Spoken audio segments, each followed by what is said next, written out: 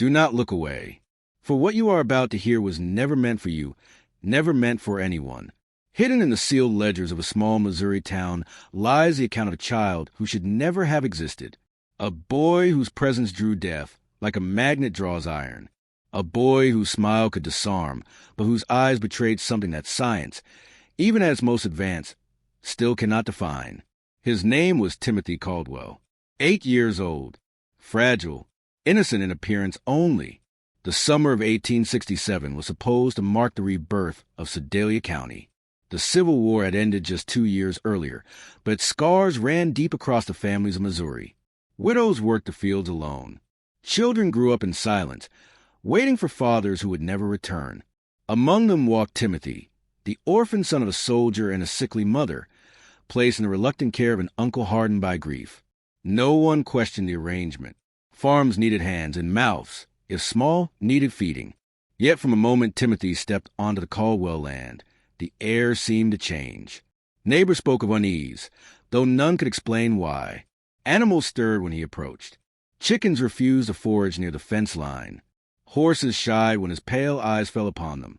His manners were perfect. Always yes, sir, yes, ma'am. Yet his presence lingered like a storm cloud, heavy, watchful, unnatural. Dr. Samuel Harding, the region's only trained physician, noticed it first. He wrote in his journal, "The child unsettles me. He is polite, composed, attentive, yet there is something in his gaze, an intensity, as though he studies me the way I study the dying." Harding could not name the cause, but his instincts, sharpened on battlefields drenched in blood, warned him of a truth he dared not speak aloud. Within 6 months, 3 people were dead. Each death was an accident, or so the town believed. A girl drowned in shallow water. An old man fell from a bluff he had climbed 100 times before. A boy disappeared into the woods, only to be found broken in a well. And at the center of every discovery, standing silently, offering explanations no one asked for, was Timothy. The people of Sedalia called it coincidence. Harding did not. He began to write, and the pages of his journals tell us what the town would not admit. Timothy Caldwell was not like other children. He was something else. The Caldwell farm lay 15 miles south of Sedalia, its fields carved from stubborn soil, its fences weathered by years of neglect. To most, it was a place of struggle and survival, no different from the dozens of homesteads that dotted the Missouri Valley. But to those who lived closest, the farm carried a different reputation. Quiet whispers of bad luck, of animals sickening without cause, of crops failing where others thrived. When Timothy arrived in the spring of 1866, the whispers grew louder. His Uncle Thomas, a man forged by war and hardened by loss, saw only another mouth to feed, another body to put to work. His wife, Sarah, sharp of tongue and bitter in her childless years, welcomed Timothy with cold tolerance rather than warmth. To them, the boy was a burden. But Timothy never complained. He worked from dawn to dusk, carrying out tasks with a precision far beyond his years. He never slowed. He never asked for rest. The neighbors watched him from a distance. Mrs. Eleanor Patterson, whose land bordered the Caldwell farm, was the first to notice. She told her husband, "That boy works like a machine, not like a child. There's no play in him, Samuel, not a shred." She also noticed the way her chickens behaved, clustering together whenever Timothy walked near, their wings shivering, their cries shrill and panicked. Animals, she said, could sense what people could not. The first death came in August of that year. Mary Fletcher, 5 years old, was the daughter of the town blacksmith, a lively child, known for her laughter, her wandering feet. On a hot afternoon, she strayed too close to Willow Creek. By dusk, she was gone. It was Timothy who brought the news. He arrived at the Fletcher home pale-faced, his clothes damp. "Mrs. Fletcher," he said, voice steady, "I found Mary by the creek. She's not breathing." The men ran at once, only to find the little girl face down in water no deeper than 18 inches. Dr. Harding examined the body. A tragic drowning, he ruled, though he could not silence the question stirring in his mind. How had the girl fallen? Why so little struggle in the shallow stream? And why was Timothy able to describe the scene with such precision? The angle of her limbs, the snag of her dress, when most children would be too shocked to notice. At her funeral, Timothy sat bowed, his expression solemn, respectful. But Eleanor Patterson, watching from across the church, saw the truth. His eyes remained dry, cold, measuring, studying grief the way a scientist studies a specimen. This was no accident, she would whisper later. It was a beginning point 3 weeks past. Grief had barely settled over the Fletcher family when death returned, this time claiming an old man who had survived storms, wars, and the wilderness itself. His name was Henrik Larsson, a Norwegian immigrant, known for his strength in his youth and his stubbornness in his age. He had long tended wild beehives atop Devil's Bluff, a rocky outcrop overlooking the same creek where Mary Fletcher had drowned. For years he had climbed it with ease, despite the protests of neighbors who feared the 40-foot drop. Henrik always laughed them off. "These bluffs raised me," he would say. "They'll bury me one day, but not yet." In September of 1866, the bluffs kept his promise. Henrik's body was discovered broken at the base of the cliff, his neck twisted at an unnatural angle. And once again, it was Timothy Caldwell who made the discovery. "I saw Mr. Larson's hat caught on a thorn bush," Timothy told the gathered crowd. "I called out to him. He didn't answer. So I climbed down. He was already gone." His voice was calm, steady, neither frightened nor shaken. Dr. Harding examined the body and found signs of a fall. Death had been instant, and yet something was wrong. Scattered around Henrik's corpse were dozens of bees, dead in strange concentration. Harding climbed to the top of the bluff, expecting to find a disturbed hive, but the bees above were untouched, still busy among the late summer flowers. The townspeople accepted Timothy's explanation. Perhaps Henrik had been stung, perhaps he panicked, perhaps he fell. But Samuel Patterson did not. He muttered to Harding after the examination. That old man knew those bluffs like the back of his hand. He never stumbled. Never. Don't make sense. And Harding, though silent, agreed. 2 deaths, 2 tragedies, and 1 child at the center of both. Timothy attended Henrik's funeral with the same quiet solemnity he had shown for Mary Fletcher. He stood with his aunt and uncle, head bowed, hands clasped neatly in front of him. He spoke only when spoken to. He even expressed sympathy to Henrik's son, offering words of comfort no child should know how to shape. But Harding, watching from the back of the church, saw something chilling. Timothy's sympathy was perfect, too perfect. His tone, his posture, his choice of words, all precise, like an actor who had studied his role to flawless execution. Harding wrote that night, "The boy does not grieve. He observes. He records. And I fear he learns." By the end of September, Sedalia County was already uneasy. 2 deaths in as many months, both linked in one way or another to the presence of the Caldwell boy. Whispers crept through the community, though never above a murmur. To speak suspicion against a child was dangerous, even unthinkable. But unease clung to Timothy like a shadow. It was the 3rd death that stripped away the illusion of coincidence. 6-year-old Jacob Mills was last seen playing near the woods by his family's cabin. His laughter carried across the yard that evening, then faded into silence. When his mother called for him, there was no reply. The search began at once, neighbors scouring the underbrush with lanterns, voices echoing into the dark. For 3 nights, nothing. Timothy joined the search parties, his endurance remarkable for a boy of 8. He walked farther, longer, than grown men accustomed to the land. He guided them through thickets and ravines with uncanny familiarity, as though the forest had whispered its secrets to him. When asked how he knew the terrain so well, he gave a simple answer: "I like to explore." On the 4th morning, pale from exhaustion but strangely composed, Timothy appeared at the Mills cabin. His voice was flat, almost weary. "I think I found something. There's an old well half a mile north. I heard crying." The well was hidden beneath fallen logs and brush, its opening nearly invisible. Yet there at the bottom lay Jacob, alive but barely. 4 days of exposure had withered him to a husk of skin and bone. The rescue came too late. He died within hours. Dr. Harding was troubled. The concealment around the well was too precise to be natural. Logs arranged as though by careful hands. Brush layered to hide the opening from sight. He wondered, how could Timothy have heard crying from such depths, muffled by debris? Worse still was what Harding observed in the Mills cabin as Jacob slipped away. Families wept, mothers prayed, fathers cursed the heavens. And in the corner sat Timothy, lips moving silently, his pale eyes fixed upon the dying child. Harding recognized it instantly, not prayer but study. The boy was watching every gasp, every flicker of consciousness, the way a physician would monitor a patient in the final moments of life. And when Jacob's body finally stilled, Harding saw something that confirmed his darkest fear. Timothy did not flinch.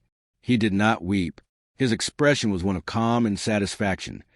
The abandoned, well-haunted Dr. Harding longed after Jacob Mills was buried. By day he tended to the sick and wounded of Sedalia County, but at night his thoughts returned to that place, a pit in the earth, a grave disguised as an accident. He rode out alone under cover dusk to study it once more, lantern in hand. The logs covering the opening were not scattered by storm or wind. They were placed, each angled to form a camouflage so natural that only deliberate intent could explain it. Harding crouched in the dirt, tracing the arrangement with his fingers, and a suspicion took root like a poison vine. Someone had put the boy there. Someone had wanted him hidden. But who and why? Harding's mind circled the truth he could not name. He thought of Timothy's uncanny knowledge of the woods, of his unerring ability to lead searchers into the right places, of his strange calm in the face of horror. He thought of the expression he had seen, the faint glimmer of satisfaction, as Jacob's final breath rattled free. The physician began to keep notes, detailed and meticulous. Every encounter with Timothy was documented, his words, his expressions, his questions. And the questions disturbed him most of all. One autumn afternoon, during a routine visit to the Caldwell farm, Timothy lingered at his side as Harding examined Sarah Caldwell's lungs. When the doctor packed his instruments away, Timothy spoke in his quiet, measured way. "How do you know if someone is really dead?" Harding paused, unsettled. "Why would you ask me that?" "Sometimes," Timothy replied, eyes fixed and unblinking. "People just look like they're sleeping. How can you tell the difference?" The physician searched for an answer that would soothe the child, but the boy's expression betrayed no fear, no childish dread of death, only curiosity. Pure, clinical, cold. Neighbors soon brought their own accounts. Livestock died without cause, chickens with cleanly broken necks, pigs with precise wounds that festered, horses lamed by injuries too strange to explain. Always near the Caldwell land. Always when Timothy was seen wandering the fence lines, polite and smiling, as though nothing was amiss. To the townsfolk, these were misfortunes, accidents, the cruel hand of fate. But Harding saw the pattern, a circle widening, a shadow deepening. And at its center, an 8-year-old boy with pale blue eyes, WY October of 1866. Harding's doubts hardened into dread. He had seen too much. He had lived through war, through battlefields where men were reduced animals by fear or hunger. Yet never had he encountered a presence like this child. Timothy did not belong to the world of children, nor even the world of men. He was something else. Harding began to probe gently, using his role as physician to move among the families of Sedalia. He asked questions, subtle at first, then sharper. Had they noticed anything strange about the boy? Did he linger near their homes? Did he ever come uninvited? The stories emerged like drops of blood staining snow. James Wickham spoke of calves strangled in their ropes, their bodies twisted as though guided into death rather than stumbling into it. Robert Dunham lamented the loss of his prize bull, a beast strong and sure-footed that somehow slipped into a ditch and broke its leg. And Eleanor Patterson's chickens, 17 of them in 2 months, each killed neatly, their necks broken clean as if by practiced hands. Harding examined the remains himself. These were no accidents. The breaks were too precise, the wounds too deliberate. This was not the chaos of predators. This was controlled, calculated, and always someone had seen the boy, walking fence lines, standing in fields, his blond hair catching the sun, his small frame upright and still, watching, always watching. The physician's journal grew heavier with each entry. He wrote not as a doctor, but as a witness, cataloging something that defied both science and faith. "The child has knowledge of anatomy," he recorded. "Knowledge beyond his years, beyond his instruction. He strikes with purpose. He observes suffering with the eye of a scholar, and he hides it all beneath the mask of obedience." But Harding was careful. To accuse a child openly was unthinkable. He would be ridiculed, dismissed as a man shaken by too many years of war. So he held his tongue, and the silence of Sedalia held with him. Meanwhile, Timothy thrived. He worked without rest. He attended church, his head bowed in piety. He addressed elders with flawless courtesy. To the casual eye, he was a model of innocence. But Harding knew the truth. Innocence was a mask, and behind it lurked something colder than any man he had ever met in the blood-soaked fields of war. The Missouri autumn deepened.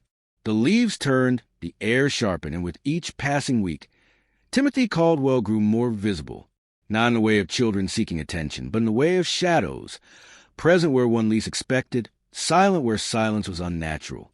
Neighbors began to notice his strange habits. Eleanor Patterson swore she saw him standing in her field at dawn, motionless, staring at her livestock with that pale, unblinking gaze. When she called out, he raised a hand in greeting, calm, polite, and walked back across the fence line without explanation. Others told similar stories. Timothy appearing on paths far from his farm, watching from a distance, never intruding, yet always close enough to remind him he was there. Harding recorded it all. He is everywhere, the physician wrote. Everywhere misfortune follows. He knows things he should not know. He asks questions no child should ask. And the questions continued. During a visit to the Caldwell home, Timothy lingered again, his voice measured, deliberate. How long does it take for someone to die if their breath is stopped? Harding froze. Why would you wonder such a thing, Timothy? The boy looked at him with that eerie calm. Uncle Thomas says I should know how to help if someone can't breathe. I just wondered how long I'd have to try before it's too late. It was a reasonable answer. Too reasonable. Harding recognized it as a shield. Words placed with precision to mask intent. Meanwhile, the deaths of animals continued. Cows strangled in ropes they should have slipped free from. Horses crippled by falls no one witnessed. Dogs vanishing, never to return. Always within walking distance of the Caldwell farm. Always with Timothy near. Harding wrestled with his conscience. He was a man of science, trained to see patterns, to demand evidence. Yet what evidence could he offer? A child's presence? A child's questions? To accuse him would be to invite scorn, perhaps ruin. And so the town carried on, blind and deaf as shadow at heart. Families prayed in church, hands folded, eyes closed. Children laughed and played in the dusty streets. Life in Sedalia seemed to stumble forward toward normalcy. But Harding saw what others would not. Each death, each misfortune, each whisper of unease was a step deeper into something vast, something ancient, something that had chosen Timothy Caldwell as its vessel. The physician began to fear, not only for the town, but for his own soul that be why November. Harding's journals had become a confession of sorts. Each entry carried the weight of dread, as though writing was the only barrier between sanity and collapse.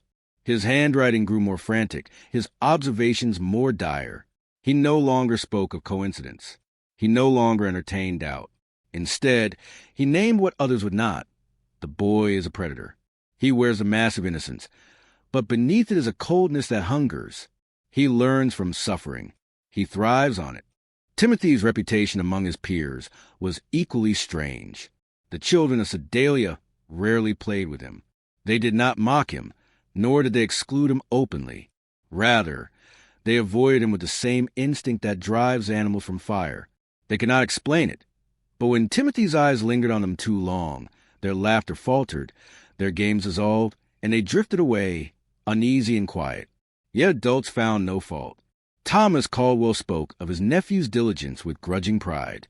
Sarah Caldwell praised his obedience, though her tone was flat, as though rehearsed. And in church, Pastor William Crane declared the boy a model of discipline, a shining example of youthful piety. But Eleanor Patterson knew better. She told her husband of a night when she awoke to see Timothy standing at the fence line, staring into their yard beneath the moonlight. He did not move. He did not speak. He simply stood, his thin silhouette framed by the pale glow, until she blinked and he was gone. Samuel Patterson dismissed it as dream or trick of the light, but Eleanor's hands trembled as she recounted it to Harding. She swore she had not dreamed. She swore the boy had been there. The animals confirmed her fear. The Pattersons' hens had ceased laying, their clucking restless, their eyes darting at shadows. Their dog, a loyal shepherd, refused to go near the Caldwell fence. It would bark and snarl, hackles raised, but if Timothy so much as glanced at it, the beast would fall silent and retreat, tail tucked between its legs. Harding understood the pattern. Children avoided Timothy out of instinct, animals recoiled in terror, and only adults, blinded by reason and civility, failed to see the truth. He does not belong among us, Harding wrote, and yet he thrives in our midst because we mistake his mask for virtue. The physician began to fear that the next death was not far away. Winter crept upon Sedalia, and with it came silence, the silence of snow muffling the land, of long nights broken only by the crackle of hearth fires.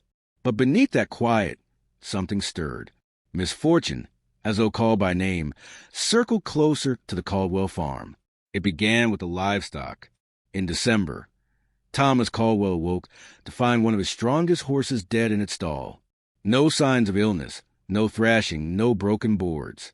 The animal lay as if it had simply decided to stop breathing. Harding examined it, searching for cause, but found only stillness, perfect and complete.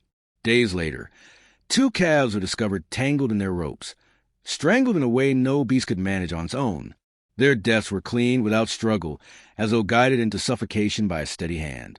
Harding noted the precision once again, the absence of chaos.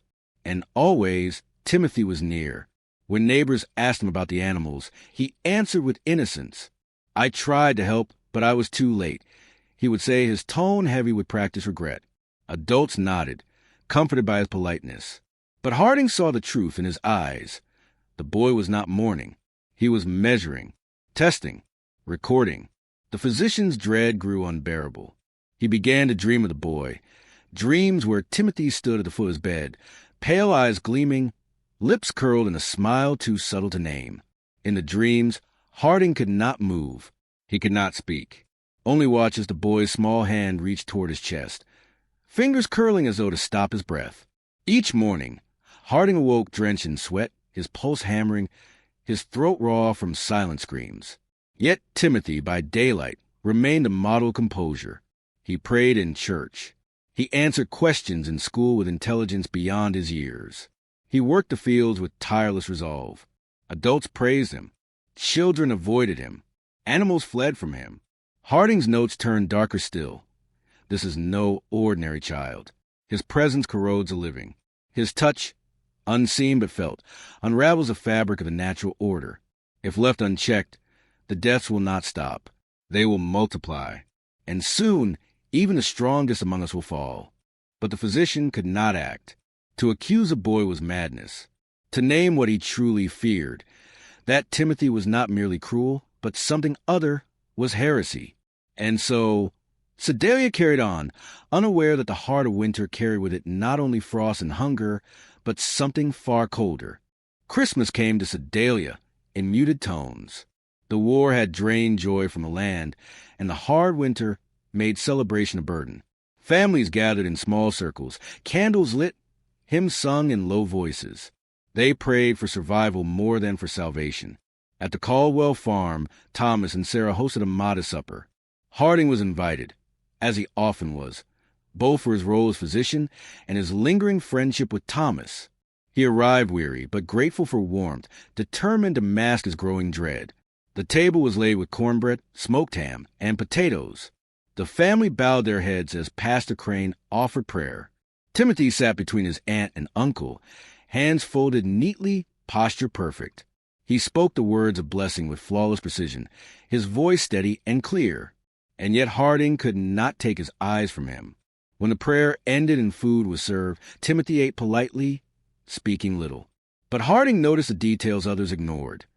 The way the boy's eyes scanned the room, lingering on each guest, studying their movements. The way his fork and knife moved with deliberate rhythm, as though each motion was a test of control. After supper, the neighbors gathered near the hearth to sing. Children dozed against their mothers' laps, the firelight painting the room in soft gold. But Timothy did not rest. He sat upright, wide-eyed, watching, listening, as though the flicker of every flame, the shift of every shadow, spoke to him alone. Then came the moment Harding would never forget. A neighbor's infant, restless in the firelit room, began to cry. The sound pierced the air, shrill and relentless. Mothers soothed, fathers hushed, but the child wailed on. Timothy rose without a word and approached the cradle. He leaned over her, pale hair falling into the firelight, and whispered something too soft to be heard. The crying stopped at once. The infant's eyes opened wide, not in peace, but in silence, a silence too sudden, too absolute. For a breathless moment, the room froze. Then the baby let out a faint whimper, and the spell broke. Mothers exhaled. Fathers laughed nervously, and Thomas Caldwell praised his nephew's gentle touch. But Harding saw the truth in Timothy's gaze. The boy turned, met the physician's eyes across the firelight, and held them, cold, unblinking, a look not of comfort, but of power, a demonstration. Harding shuddered. The boy was showing him something, a message hidden in plain sight. I can silence life itself. And Harding knew then the deaths had only begun. January settled heavy upon Sedalia. The snow came in relentless waves, burying fences, silencing roads, sealing the town in its own isolation. And within that quiet, fear began to whisper, not openly, not in church or markets, but in the hushed conversations of neighbors behind shuttered windows. Another death had come, not livestock this time, not accident. A child, Martha Wickham, only 6 years old, was found lifeless in her bed.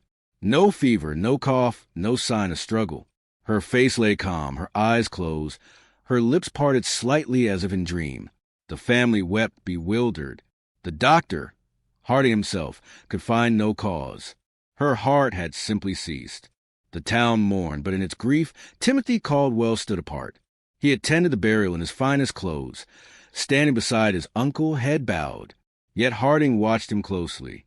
The boy's stillness was too complete, his composure too flawless. Not a twitch, not a tear.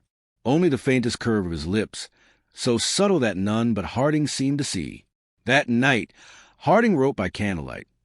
This was no act of God. The Wickham girl was taken. Taken by the same hand that silenced the Patterson hens, the same presence that crushed the breath from Jacob Mills. I fear now that the boy has crossed the threshold, from animals to his own kind. Rumors spread, quiet but persistent. Eleanor Patterson whispered that she had seen Timothy near the Wickham property days before the child's death. Samuel Patterson scolded her, forbidding such talk. Yet the seed was planted. Mothers pulled their children close when Timothy passed by. Fathers, once welcoming, now nodded stiffly instead of offering warm words. And still, the boy moved with perfect grace. He carried firewood for the elderly. He read scripture aloud in church with clarity that shamed men twice his age. He smiled when spoken to, thanked every hand that offered him bread or water. But behind the courtesy lay something else. A presence. A weight. Harding felt it whenever Timothy entered a room, as though the air itself shifted, thickened, pressed down upon the living. The boy's gaze lingered not on faces but on throats, on chests, on the fragile pulse of life itself. In Sedalia, death had always been the work of illness, accident, or fate. But now, Harding knew, something unnatural had taken root, and it wore the face of a child. The death of Martha Wickham might have been dismissed as tragedy had it stood alone. But fate, or something darker, does not leave witnesses at peace. Only 2 weeks later, another child fell. Ezekiel Dunham, 9 years old, strong for his age, collapsed while hauling water from the well. His father found him sprawled on the frozen ground, bucket overturned, ice spreading beneath it. Harding was summoned at once, but Ezekiel was gone before he arrived. No bruises, no broken bones, no sign of seizure. His heart had simply stopped. Harding examined the boy in silence, dread gnawing through him. Again, he thought. Again without cause. Again without struggle. His hands shook as he wrote the death record, though his voice remained steady before the grieving family. The town began to murmur. 2 children in 1 month. Too close, too sudden. Fear spread like frost across glass. Seen but not spoken of, delicate yet unyielding. Mothers clutched their little ones tighter. Fathers sharpened their suspicions into whispers over firelit tables. And again, Timothy Caldwell was present, at the Dunham funeral. The boy stood near the casket, his hands folded, his lips moving silently in prayer. Harding, standing in the shadows, watched him without rest. The boy's gaze never wavered from the still body within the pine box. He did not blink. He did not sway. It was as though he were not mourning, but studying. Harding's notes grew frantic. He chooses deliberately. Animals first, children next. He advances by measure, by design. Each death is not accident, but experiment. He learns the threshold of breath, the moment where the spark of life extinguishes. I am certain now. He is not killing for need. He is killing for knowledge. The physician wrestled with his silence. To accuse the boy was to invite ridicule, perhaps worse. But his conscience twisted within him. For each moment he held his tongue, another child might fall. Then, one evening, Harding encountered Timothy alone. The boy was walking along the fence line, pale hair catching the dim winter light. He greeted the physician politely, as always. But before Harding could answer, Timothy asked in that calm, deliberate voice, "Doctor, do you think the soul leave the body all at once or slowly, like a candle burning out?" Harding's blood froze. His lips moved, but no answer came.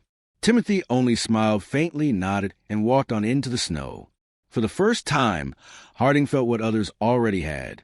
Not merely suspicion, not merely fear, but the certainty that he was standing in the presence of death itself. By February, Sedalia was no longer a town of whispers. It was a town of watchful eyes. The string of deaths had carved suspicion into every home. Neighbors who once shared bread now locked their doors at night. Children were not allowed to wander far. Lamps burned longer into the dark. But no one spoke the name that should have been spoken. Timothy Caldwell remained untouched by accusation. Adults praised his good manners, his diligence in the fields, his solemn recitations of Scripture. He was invited to homes, to gatherings, to tables.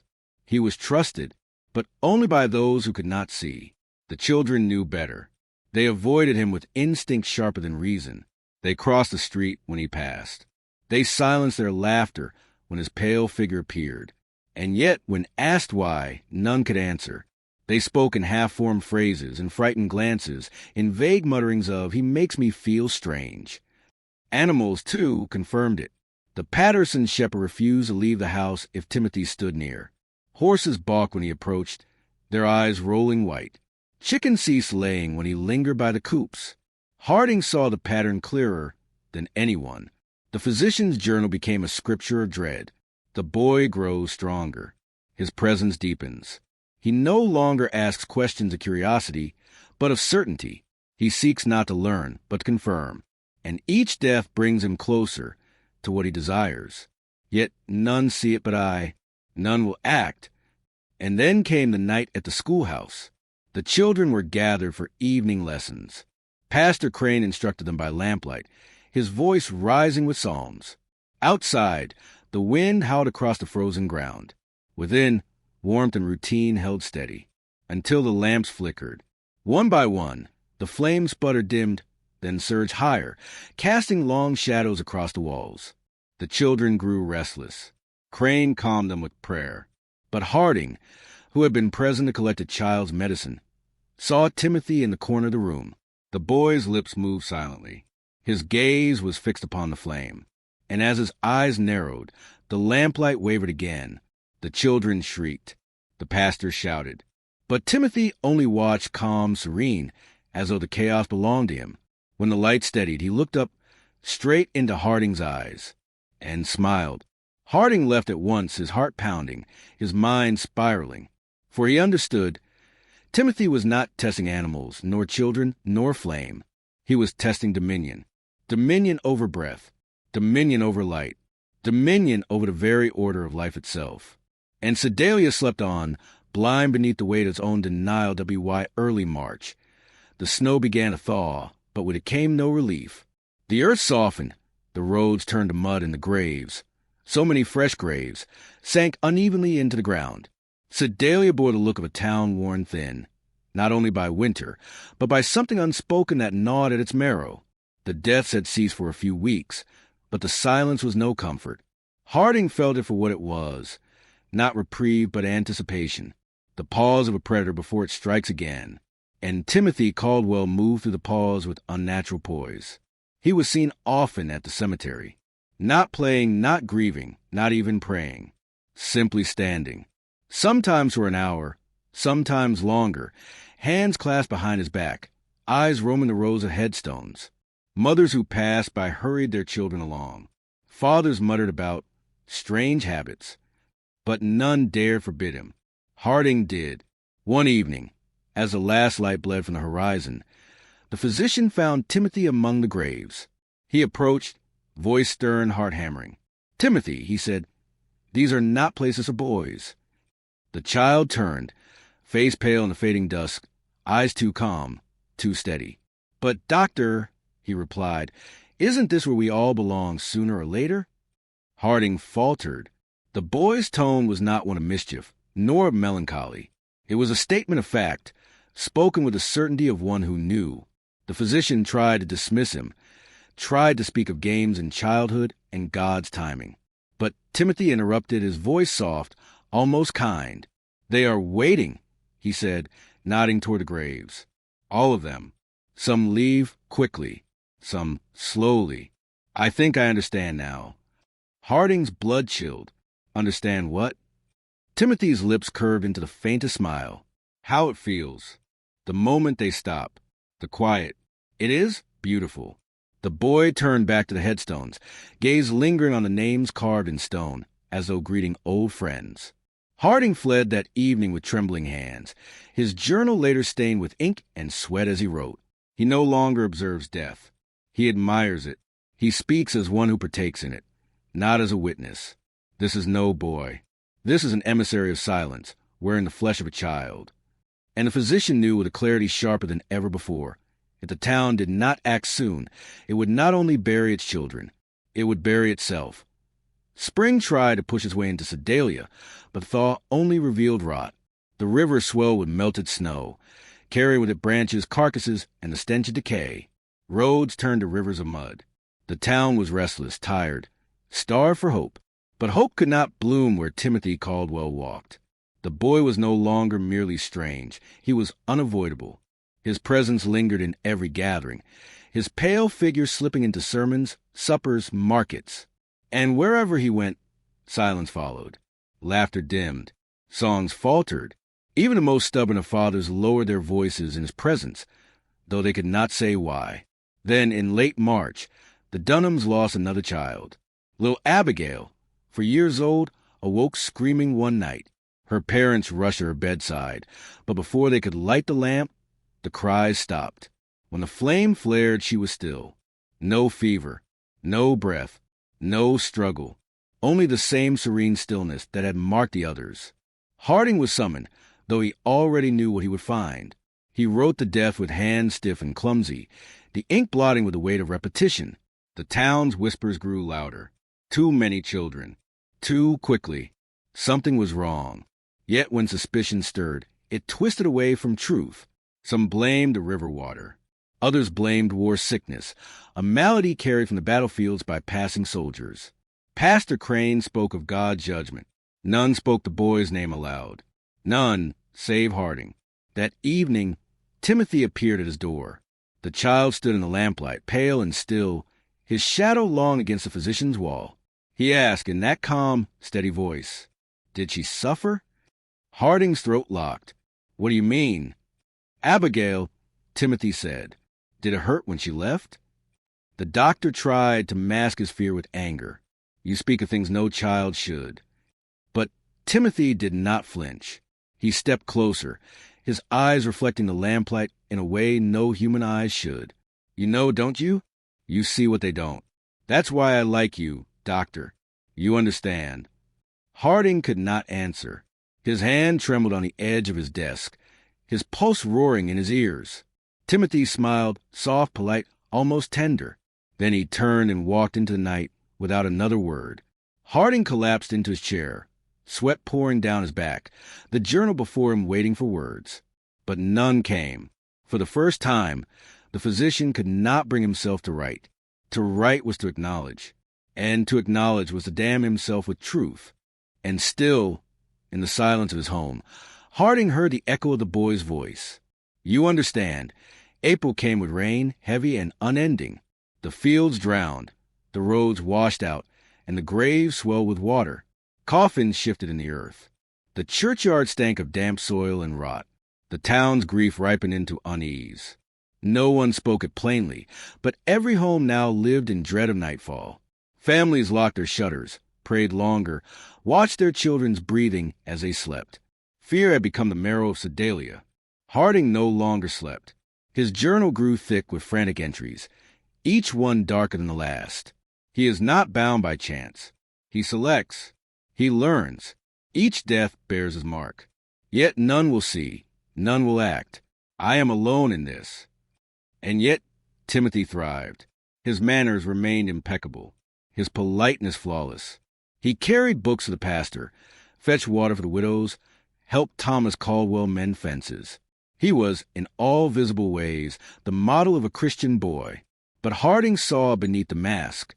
One evening, he came upon Timothy by the river. The boy was kneeling at the water's edge, his hands submerged, holding something unseen. Harding approached quietly, but froze when he heard the child's voice. A whisper, low, rhythmic, not in prayer, not in scripture, but in some cadence older than words. The water churned softly around his wrists. Then Timothy lifted his hands. A fish lay limp across his palms, its gills flaring weakly. The boy watched it with solemn fascination. Then, slowly, deliberately, he closed his hands over it. Harding cried out before he could stop himself. The boy turned, startled, but only for a moment. His expression calmed, smoothed, and he smiled politely. He opened his palms. The fish was still. I was only watching, Timothy said. How quickly the light goes out. The physician's breath caught. His hands trembled. He wanted to run, to seize the boy, to cry his truth to the heavens. But he could not move. Timothy set the fish gently back into the water, where it drifted away, pale belly glinting beneath the current. Then he rose, brushed the mud from his trousers, and said with perfect courtesy, "Good evening, doctor." And he walked past Harding, leaving him alone by the riverbank, heart hammering like a trapped animal's. That night, Harding wrote only one line in his journal, scrawled in a hand nearly illegible. He practices now. May arrived, and with it, the first warmth of the year. Trees budded, birds returned, the air filled with the scent of thawed earth. To any traveler passing through Sedalia, it might have seemed a place of quiet rebirth, but those who lived there knew otherwise. For even as spring bloomed, the town remained hushed, its spirit bent. Joy did not return with the blossoms.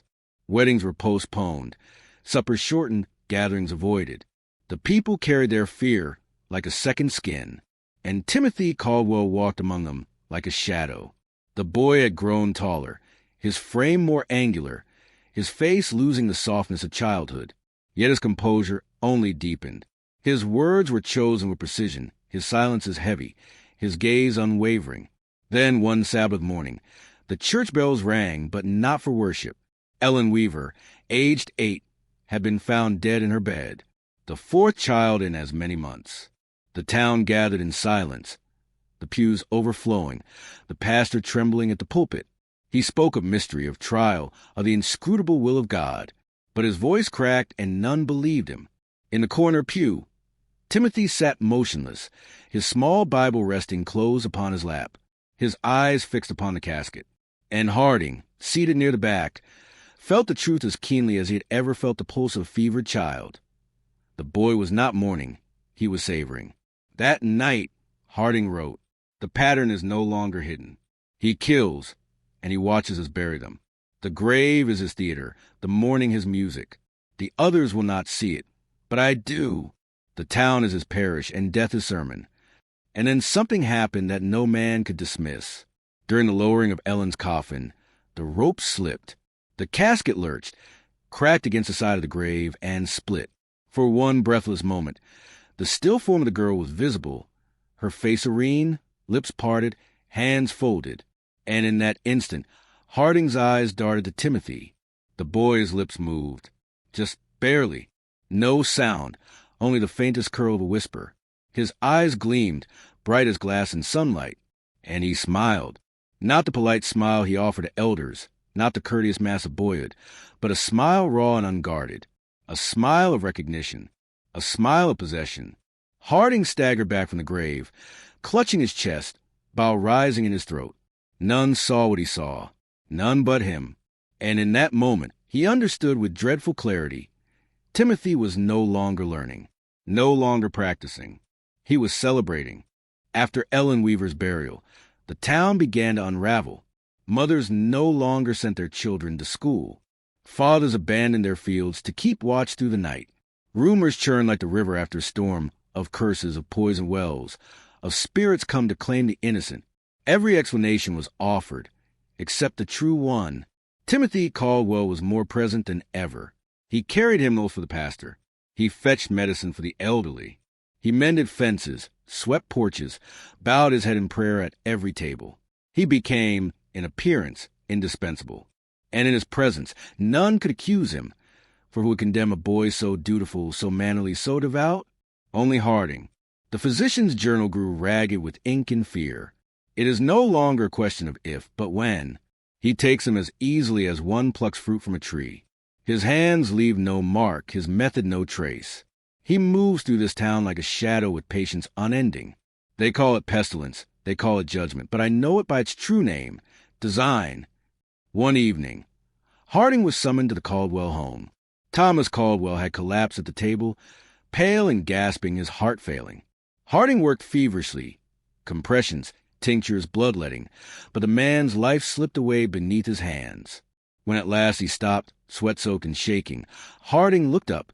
Timothy was standing in the corner, silent, watching. The boy's gaze was steady, unblinking, and in the physician read not grief, but curiosity, a hunger, quiet and intent. And when his mother wept and his sisters clung to one another, Timothy stepped forward, laid a hand upon his father's still chest, and whispered something so low Harding could not hear. Then he looked up at the physician and said, with the calm of a man thrice his age, "Thank you, doctor. You tried, but some things belong to me." Harding's blood ran cold. He wanted to cry out, to seize the boy, to drag him before the town. But fear held him, strangled him. For in Timothy's eyes he saw no child, no orphan of grief, no victim of tragedy. Only the terrible assurance of one who had been waiting for this moment all along. That night, Harding did not write in his journal. He burned its pages in the stove, watching the inked words curl and blacken in the flame. Yet even as the smoke filled his home, the truth remained etched in his mind, unburnable. Timothy had claimed his first parent. With Thomas Caldwell in the grave, Sedalia should have gathered itself in mourning. Instead, a deeper silence fell. The town had grown accustomed to burying children. But a father, a man in his strength, that was something else entirely. It was no longer sickness of the young. It was no longer explainable. And yet, no one spoke suspicion. The Caldwells were pitied, prayed for, fed. And Timothy, now fatherless, was spoken of with tenderness, with admiration. Poor boy, they said, so strong in his sorrow, so steady. Harding alone knew better. He saw the shift in Timothy's bearing. The boy carried himself with greater confidence now, no longer merely observed, but occupied. His steps rang louder, his silences pressed heavier, his eyes held longer, and the town bent to it without knowing, like grass to wind. Soon after the burial, Harding passed Timothy in the road. The boy was walking alone, hat in hand, face serene. He paused when he saw the physician. "Good morning, doctor," he said, his voice smooth, certain. Harding tried to reply, but his throat clenched. For Timothy's eyes lingered on him with a quiet recognition, as though reading his thoughts, measuring his fear. Then, with a polite nod, the boy added, "You understand better than the rest, don't you?" Harding nearly stumbled in the mud. His heart raced, his palms burned with sweat. But Timothy only smiled faintly, replaced his hat, and continued down the road. The physician stood rooted long after he was gone, breath shuddering in his chest. The boy's words echoed like a curse. "You understand." That night, Harding forced himself to begin a new journal, though his hands trembled so badly the ink splattered across the page. He wrote only this: "He grows bolder. The veil between what he is and what he shows slips thinner by the day. If none will speak, I must. But to accuse him is to sign my death." And then, as if an answer, Harding heard it, a faint sound at his window. He froze. The shutters rattled softly in the night wind. Slowly, dread mounting, he turned. There, just beyond the glass, stood Timothy. The boy's pale face was half lit by the moon, his eyes glimmering, his mouth curved in the smallest, most courteous of smiles. He did not knock. He did not speak. He only stood, and then, after a long, unbearable moment, he raised his hand in a slow, deliberate wave, and vanished into the darkness. After that night at the window, Harding could no longer deny it. Timothy Caldwell knew, not suspected, not wondered. Knew. The physician became a man besieged. He triple-bolted his door, barred his shutters, carried a lantern from room to room.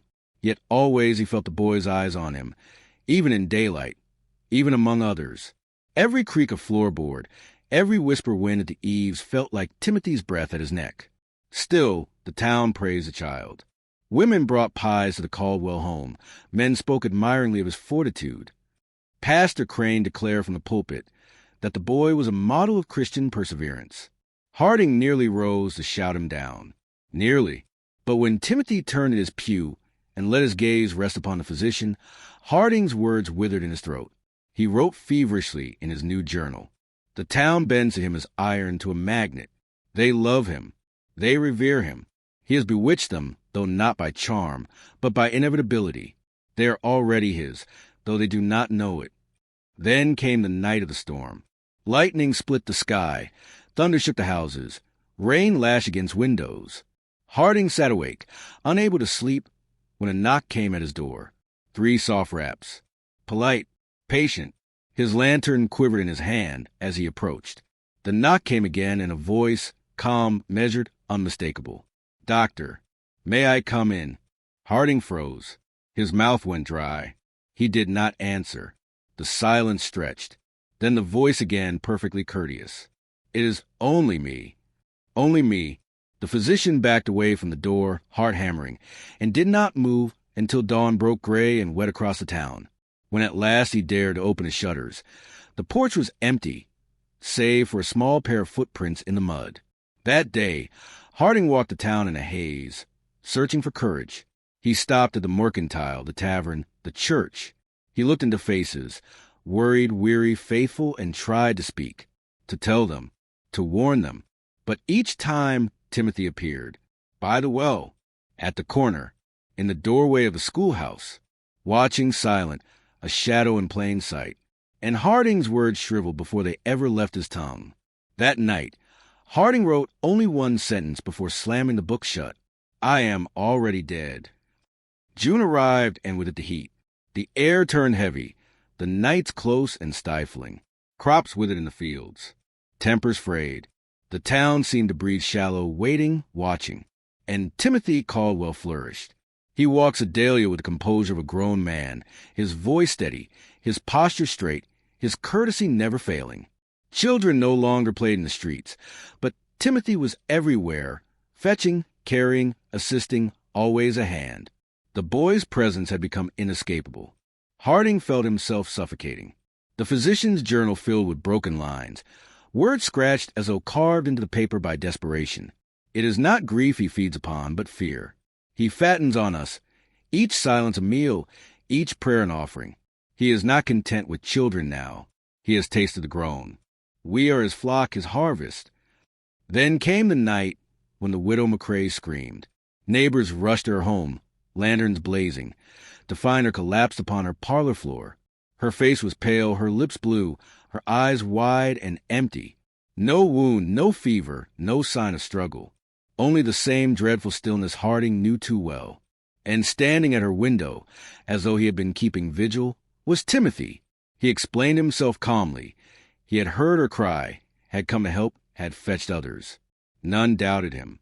They praised his swiftness, his devotion. But Harding, arriving last, saw what the others missed. The faint trace of moisture on the boy's hands, as though freshly washed. And on his lips, the barest curl of satisfaction, gone in an instant, replaced by the polite solemnity they all adored. That night, Harding could not write. His hand would not obey him. Instead, he sat in darkness, lantern extinguished, staring at the door, waiting for the soft rap of Timothy's knock. It never came. But just before dawn, as exhaustion pulled him into a half-sleep, he heard it, a whisper, close to his ear, though no one stood beside him. "You will speak for me, won't you, doctor?" Harding woke gasping, clawing at the air. His journal lay open before him, though he had not touched it, and on the fresh page, in a hand not his own, for words were written. "You understand. You belong." By midsummer, Harding no longer recognized himself. His hands, one steady with scalpel and quill, shook without ceasing. His eyes were ringed with sleepless hollows. He spoke little, ate less. The town whispered of his decline, and Timothy Caldwell prospered. The boy now carried himself not merely as a survivor of tragedy, but as something greater, something inevitable. He stood taller, his silences longer, his words fewer but sharper. People deferred to him without knowing why. A man would pause in his sentence when Timothy entered the room. A woman would hush her child when Timothy's gaze lingered too long. No one named it, but all felt it. Harding wrote in fevered hand. He no longer hides. He need not. The town bends of its own accord. His courtesy is a leash, his silence a chain. We are not merely prey to him. We are congregation. One evening, Harding found himself walking toward the Caldwell home without will. His body moved as though drawn. The windows glowed with lamplight. Shadows passed behind curtains. He should have turned back. He did not. The door opened before he could knock. Timothy stood there. No hat, no shoes, just a boy in shirt sleeves, as though waiting.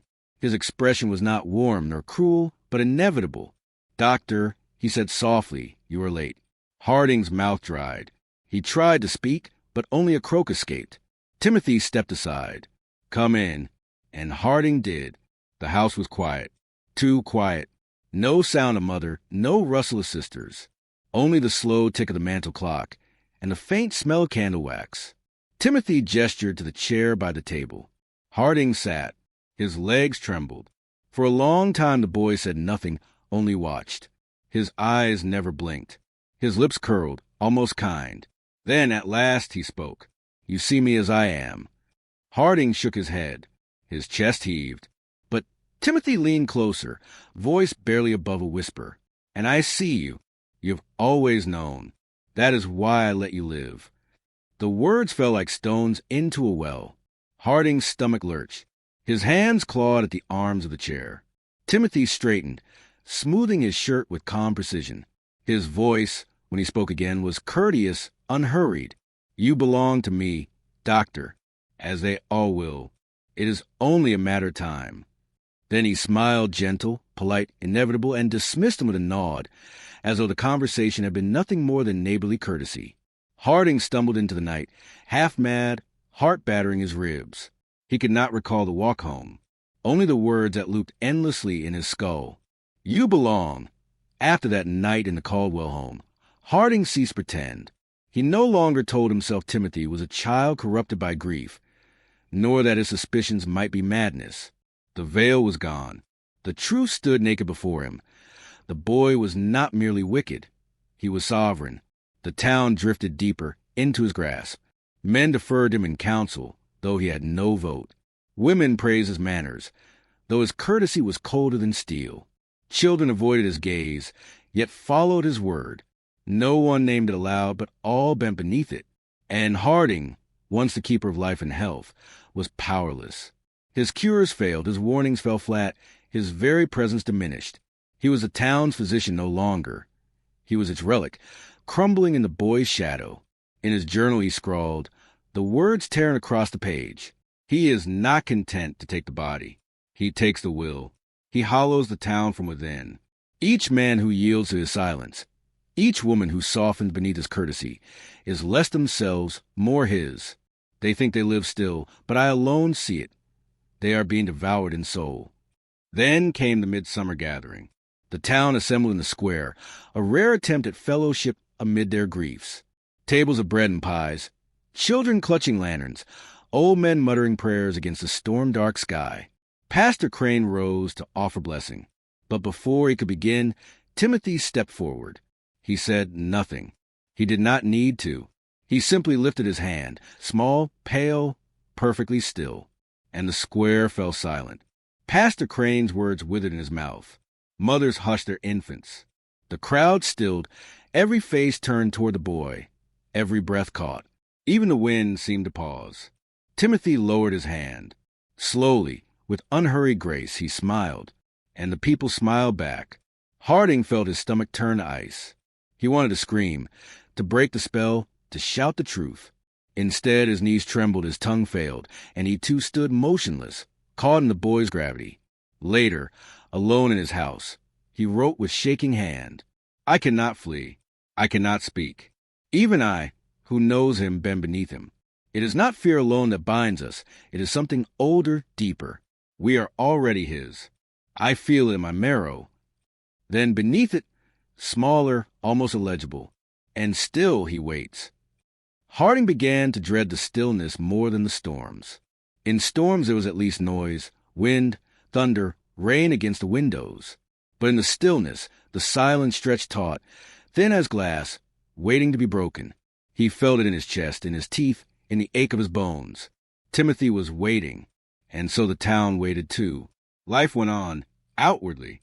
The blacksmith hammered, the mill turned, the market bustled faintly on Saturdays. But beneath it all ran a hush, a restraint, as though everyone knew their days belonged not to themselves. Even laughter sounded borrowed, brief, ashamed. Harding wrote, "We are not his victims. We are his stage. He draws it out, not from necessity, but delight. He savors the quiet before the strike. He fattens on the dread. The true harvest is not death, but anticipation." And then, as if to prove it, a fortnight passed with no new loss. No sudden fevers, no pale corpses, no midnight screams. Relief might have come, but it did not. Instead, the unease deepened. Mothers pulled their children closer. Fathers drank harder in the tavern. The church filled with prayers thick as smoke. The stillness grew unbearable. One evening, Harding passed the Caldwell home. The windows were lit, shadows moving within. He forced himself not to look, not to slow his pace. But from the parlor came the sound of laughter. Not childish, not mirthful, measured, deliberate, too deep for a boy's throat. Harding froze. The hair on his arms rose like needles. The laughter ceased. The curtain shifted. And there was Timothy, standing in the glow, eyes fixed upon him. The boy lifted his hand in a gesture half greeting, half command. Harding staggered backward into the road, heart pounding. He fled, gasping, not daring to look back until his own house swallowed him. That night, in trembling hand, he scrawled his shortest entry yet. He knows the waiting is killing us faster than the taking. It was a Miller boy who vanished first. No fever, no scream in the night. He was simply gone. His bed unslept, his boots by the door, his mother's arms empty. The town searched fields, barns, the riverbank. Men carried lanterns into the woods until dawn, calling his name. They found nothing. On the third day, his mother stood in the square, wild-eyed, begging for answers. Pastor Crane prayed with her. Neighbors murmured comfort. But Timothy Caldwell only watched from the edge of the crowd, silent, his hands folded behind his back. Harding saw it, saw the flicker of satisfaction ripple across the boy's face, gone as swiftly as it came. 2 days later, another child went missing, then a third, always without sound, always without trace. Beds left unruffled, windows latched, doors locked, as though the children had risen in night and walked willingly into the dark. The town grew frantic. Mothers slept with knives beside them. Fathers kept watch at windows until their eyes burned red. But still the vanishings came. Harding's journal filled with frantic script. It is no longer the sickness, no longer the stillness. He has changed the game. They are not taken by force. They go to him. They choose him. And that is the truest horror, that the children belong to him as surely as I do. One night, Harding heard himself, the faint creak of his own stairs. Lantern in hand, he crept to the hall, heart clawing his throat.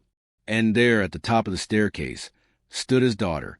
Her eyes were half closed, her face slack, her bare feet pointed toward the door. She moved as if in sleep. Harding dropped the lantern and lunged, seizing her shoulders. She struggled weakly, murmuring through her teeth, "He's waiting." Harding shook her, desperate. Who? Who is waiting? Her eyes fluttered open. For a moment, her voice was wholly hers, small and terrified. Timothy. Then she collapsed into sobs in his arms. Harding held her until dawn, rocking her, praying in broken whispers. He did not write that night. He could not. But in the morning, when he opened his journal, a new line was waiting there in a hand not his own. She will come to me again.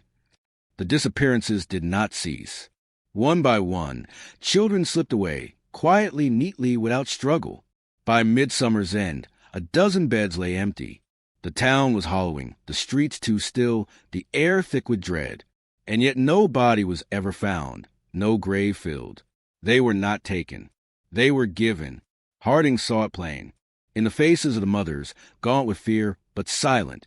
In the eyes of the fathers, red with drink, but unresisting. The truth crouched in every silence, in every refusal to name aloud what they knew.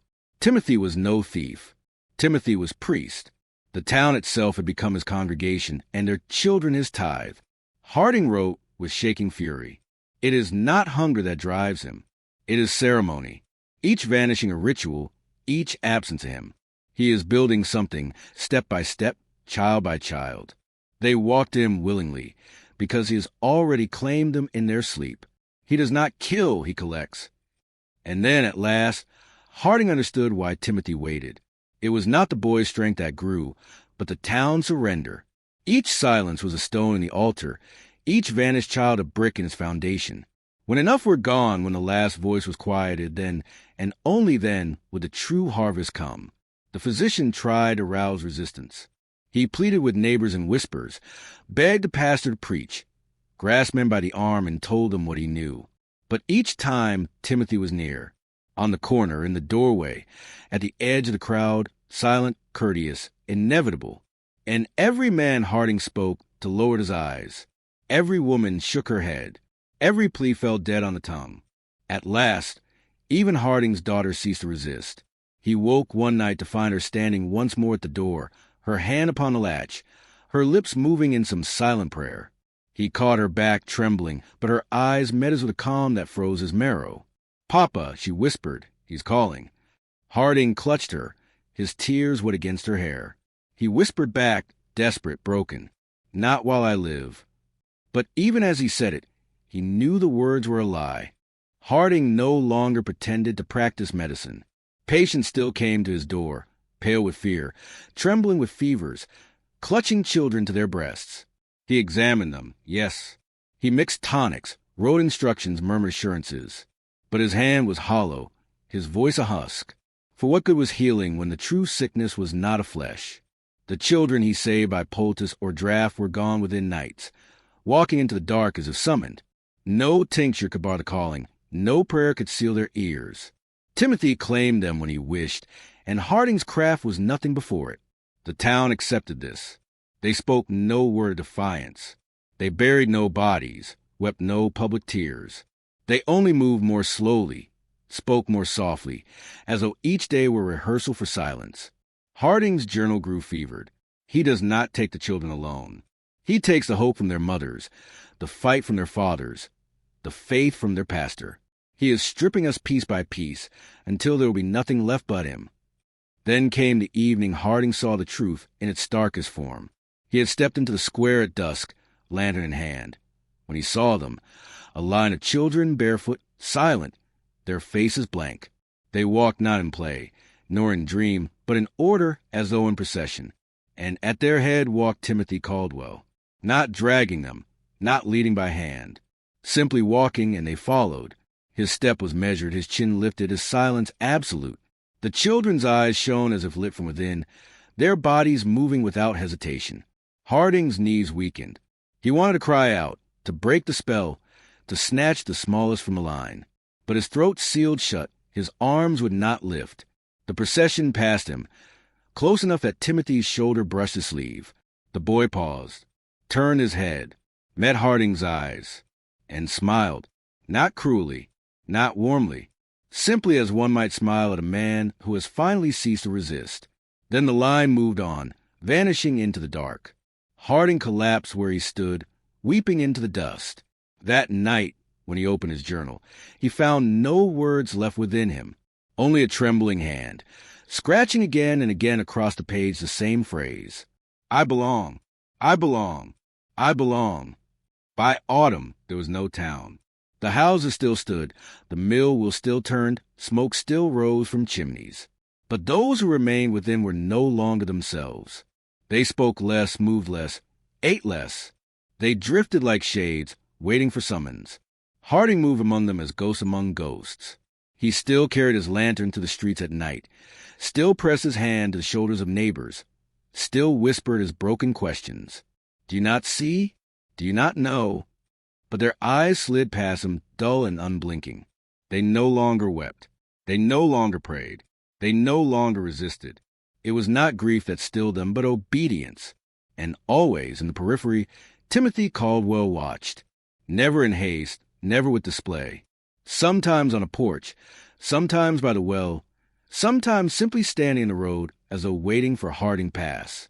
His courtesy never failed, a nod, a half-smile, a lowered gaze. Yet it was a courtesy that bound like iron. Harding's journal grew sparse. The words came only in fragments. The air is his. The silence thickens. They bow without bowing. I am the last. Then came the night of the harvest moon. Harding awoke to the sound of footsteps, not hurried, not stealthy, but measured in rhythm. He rose, lantern in hand, and looked from his window. And there they were, the townsfolk, all of them, moving as one, silent as a tide. Faces blank, eyes open, steps steady. They filled the street, the square, the alleys, men, women, what children remained. And at their center, as calm as a king at court, walked Timothy Caldwell. The boy's hands were folded neatly before him, his gaze level, his smile faint. He did not lead them. They flowed around him, toward him, into him, as though he were the axis of the world. Harding's lantern shook in his hand. His breath came ragged. He told himself to bar the door, to hide, to run. But his feet moved without command. Down the stairs, into the street, into the throng. And no one hindered him, no one spoke, no one turned. Timothy alone lifted his eyes. Their gaze met across the sea of still faces. And in that gaze Harding felt the last fiber of himself loosen. Not torn, not broken, simply released. He stepped forward. Once, twice, and Timothy smiled. They gathered in the field beyond the town. The moon hung vast and swollen, its pale light washing the grass in silver. The harvest stood uncut, stalks swaying though no wind stirred. It was a place meant for reaping. Yet no sickles shone, no hands reached. Only silence stretched, deep and heavy, as the crowd arranged itself in a perfect circle. Timothy stood at its center. Not a word was spoken, not a gesture given. The townsfolk moved as though guided by a will beyond their own, placing themselves in ranks without falter, their faces vacant, their eyes reflecting the moon like glass. Harding's body obeyed with the rest. He found himself among them, lantern extinguished, hands folded. He tried to scream, to pray, to fight, but nothing answered. His throat was locked, his limbs alien. And then Timothy raised his hand. Not high, not dramatic. Simply a slow lifting, pale fingers opening as though to receive something unseen. The air shifted. The earth seemed to draw breath. And from the circle of silence rose a sound, not from mouths, but from the air itself. A low vibration, deeper than thunder, older than language. Harding felt it in his marrow, in the hollows of his skull, in the beating of his heart. It was not a chant. It was not a hymn. It was a resonance, vast and inevitable, as though the land itself acknowledged its rightful master. Timothy lowered his hand. The sound ceased, but the stillness did not return. For in the silence Harding heard something else, soft, steady, approaching. Footsteps, from the darkness beyond the fields. They came, small figures, one by one, stepping into the moonlight. The lost children. Their faces were blank, their eyes shining, their hands at their sides. They walked in single file, each placing themselves within the circle, their steps unbroken, their silence perfect. The Miller boy, the Caldwell girl, dozens more. And as each child entered, Timothy's smile widened, not with joy nor with malice, but with inevitability, as though the design was unfolding at last. Harding's knees buckled. Tears welled hot in his eyes. He wanted to rush forward, to clutch his daughter's hand, to drag her back into life. But she did not look at him. She did not see him. Her gaze was fixed only on Timothy.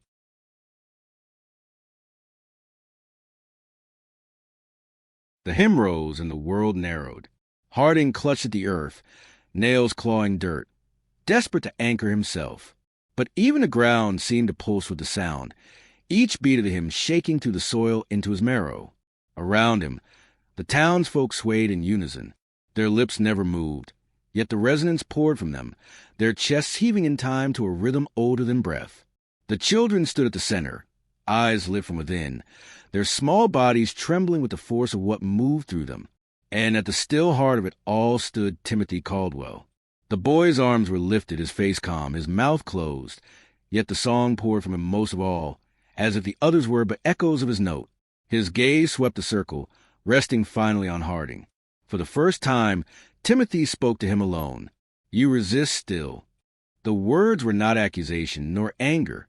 They were observation, simple as noting the weather. Harding tried to answer, to spit defiance, but no words came. Only a strangled sob left his lips. Timothy lowered one hand, and the hymn softened, thinning into a single, low drone. The crowd froze silent, awaiting his will. Even the children stilled, their glowing eyes fixed on him. "Come," Timothy said, and Harding's body moved. Against every scream in his mind, every frantic claw of his will, his knees rose, his feet shuffled, and he walked into the circle. The crowd parted like water, making way until he stood before the boy. The hymn's drone vibrated in his skull, blotting thought, stripping him to nothing but trembling flesh. Timothy raised his other hand, small palm open, waiting. Harding stared at it, tears spilling down his face. His heart thundered. His body yearned to obey, to place his hand within the boy's, to join utterly. For a flicker, just a flicker, he thought of his daughter, her laughter before all this, her curls bouncing as she ran to the fields, her small hand in his own. That memory flared like a dying ember, the last warmth in the cold. And Timothy saw it. The boy tilted his head, regarding him with mild curiosity, as one might regard a stubborn insect that lingers longer than expected. "You cannot keep her," Timothy whispered. The hymn swelled again, vast and merciless, and Harding felt the ember extinguish. He was no longer father, no longer physician, only voice, only chord, only him. The last barrier broke. Harding felt his body fall away, first his hands, then his chest, then his face, until he was no more than vibration. His bones rang like struck glass, his blood became rhythm, his breath was stolen and remade a sound. The hymn consumed him. It was not pain, not ecstasy, but erasure. Every grief, every memory, every word of resistance folded into the endless chord, dissolving like salt in the sea. His wife's face, his daughter's laughter, his trembling pen scratching warnings no one would read, all melted, indistinct, forgotten even as he tried to hold them. There was only the resonance. Around him, the townsfolk swayed in perfect accord. Their eyes were closed now, their bodies light, their voices gone. They were no longer people. They were the song itself, woven into harmony, threads indistinguishable. The children stood unmoving, their glowing eyes the fixed stars of this new sky. They did not sing, for they were the source, the root of the chord. From them, the hymn was born, and through Timothy it was bound. Harding's final thought flickered, small, trembling, fading. "If I am gone, who writes this?" And then even that was gone. The hymn had no beginning. The hymn had no end. It only was. And Timothy Caldwell stood at its center, smiling. When morning came, the town stood silent. The fields were untouched, the houses unburned, the streets swept clean by night's cold air. But no smoke rose from chimneys. No doors opened. No voices stirred. Those who passed through in later years spoke of it with unease. They said the place was not abandoned. Tools rested neatly in sheds. Food sat unspoiled on tables. Beds were made as if awaiting their occupants. But no occupants remained. Not vanished. Not fled. Simply gone. The journals of Dr. Elias Harding were found in his home. pages filled with frantic scrawl that grew thinner, shakier, before halting altogether. No body lay within the house. No sign of struggle marked the floor. Only the lantern, still sitting cold upon his desk. Traveler spoke, too, of a sound, faint low, on the edge of hearing, carried on still nights across the fields. A vibration, like the deep pluck of a string, or the murmur of a choir far away. Some swore the earth itself seemed to hum beneath their boots, pulsing faintly in time with a rhythm they could not name. And some, those unlucky enough to linger too long, claimed they saw him, a boy standing in the distance, pale, calm, hands folded, watching, never moving closer, never needing to, for in his presence they felt the pull, that quiet summons, that subtle loosening of the will. And more than one traveler was said to have walked willingly into the fields, vanishing into the silence without cry or struggle. The town's name was stricken from maps, its history unspoken in polite company. But still the land remained, and still the sound lingered, as though the hymn required no choir, no congregation. It sang itself. It always had. And at its center, patient as a grave, Timothy Caldwell waits. The harvest is not yet done. Deal not look away.